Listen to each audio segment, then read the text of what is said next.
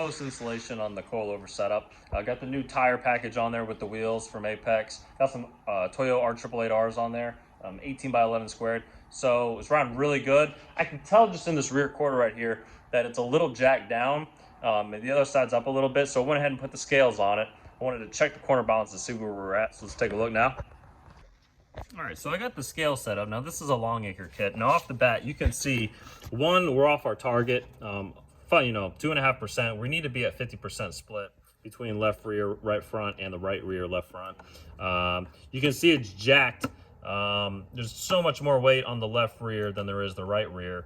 The 50-pound split is the target left and right. So yeah, I mean, we're over, 70, 90 pounds almost, which is quite a bit. Now, I don't have any weight in the driver's seat, so it's not compensating for that, but which would put more weight technically on the left side of the car, which is even worse. So we're gonna go take a look at it, see where we're at. Not bad on the weight, 3,200 pounds. It's pretty good without me in it. It's almost got a full tank of gas, which is also not ideal for corner balance, but I wanted to do this quick. So let's go see where our problem is. So we got the scale set up. Again, this is a long acre kit. This is motorsport stuff. It's really nice. But if you come to the back, so you can see tires sticking out a little bit. Looks nice, drives great. But if I just take my 3 fingers here, you can see the gap in the left side fender. Now, if I move around to the rear and I check out this side, I can't get 3 fingers in it, right? Boom, it's tight. You can only get 2 fingers in there. Now, I should be using a tape measure, but for all intents and purposes, I need to do this quick. So really my plan is I don't want to lower this down anymore because the wheels are already sticking out over the fender, as you can see. Now, it's not rubbing, but ideally I want to match the other side. Now, the fronts, you can see just off the bat, you get a 1.5 fingers in there. Come around the other side.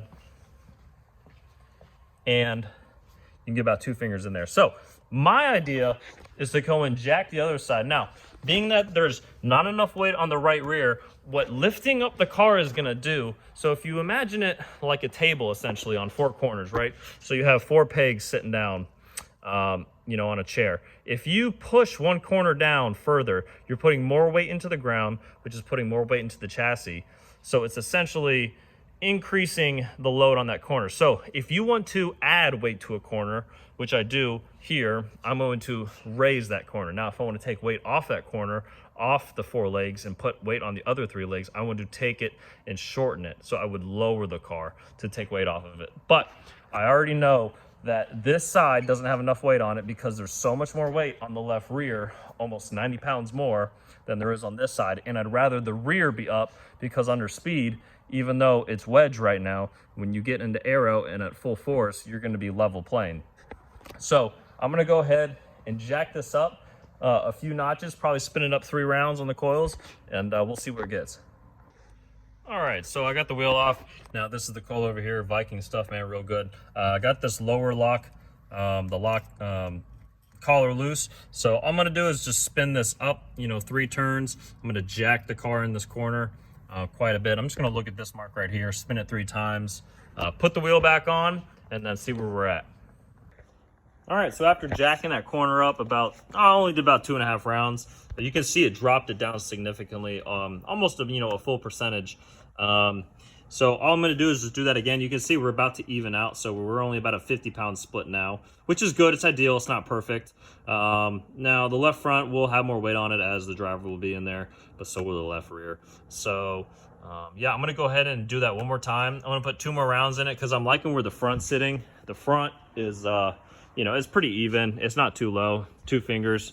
And again, I know I should be using a tape measure. I did measure it out with to set the right height. So I know it's very close to my target where I need it to be. The point of corner balancing is not to level the body of the car. It is to balance the chassis out. So when you're taking left-hand turns and right-hand turns, the characteristics of the car are gonna act exactly the same based on the weight and where it's distributed. So as you can see, I could only fit, 2 fingers in there now. Now I'm about almost 3 and about 2.5. So I went up about a 1/2 finger width. I'm just using metrics. And here I can still fit 3. So I'm gonna go ahead and jack the other side up, maybe 2 more rounds, and I guarantee it's gonna get me to my target. All right, so I went ahead and put 2 more rounds in it. And as you can see, so notice how the weight hasn't changed. It's fluctuating between a pound, but the weight's always gonna stay the same. Now the weight is moving from diagonal corner to diagonal corner. That's this percentage. It's the total, it's the left rear plus the right front divided by the right rear plus the left front. So you're taking these 2 cross weights, and that's what you're getting this percentage. You want this to be 50%. So we went from 51.6 that last time down to 50.7, all the way from 52.4. So we're dropping it significantly. Now, you don't want to skew it too much. So I don't know how much more adjusting I'm gonna do. It's starting to lower it in the front because it is it's squatting down in those corners. It's lifting it up a little bit in the back. So I don't want to take it and raise it too much in the back, but I think I could go another half a round and get it pretty much exactly where I need it to be. So I'm gonna go ahead and do that and finish it up. All right, so after playing with it a bunch, going up and down, this is where I'm gonna leave it at. This is pretty good.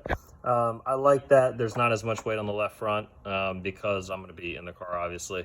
But what's interesting is there is more weight on the front of this car than there is in the rear.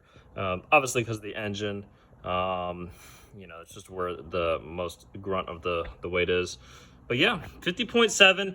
Can you get it? Can you spend hours and hours on it to get it to 50, you know, 50.0? Of course. But you know what, for a DE car, I'm just gonna go out there. I'm kind of running low on time tonight. So I just wanted to set it. We're gonna go out and rip this thing. And yeah, it's pretty, I'm pretty happy with it. If you guys got any questions on this stuff, just leave a comment in the section below, right? So yeah, and I'll get back to you. Yeah, it's pretty much it. And it's really not that complicated. And people, you know, pay a bunch of money, which as they should take it to someone that knows exactly what they're doing. So they don't mess up their suspension, so they don't incorrectly set the car up, so they don't, you know, hurt themselves. And you need to have the proper tools. And this stuff is not cheap. I'm blessed to have the rack here and the, you know, the scales themselves. You know, that's thousands and thousands of dollars of equipment. So yeah, if you guys have any questions or need somewhere to come, G&P Performance, Lake Norman, we can hook you up. And yeah, I'm Connor, and appreciate you guys watching. Thank you. Bye.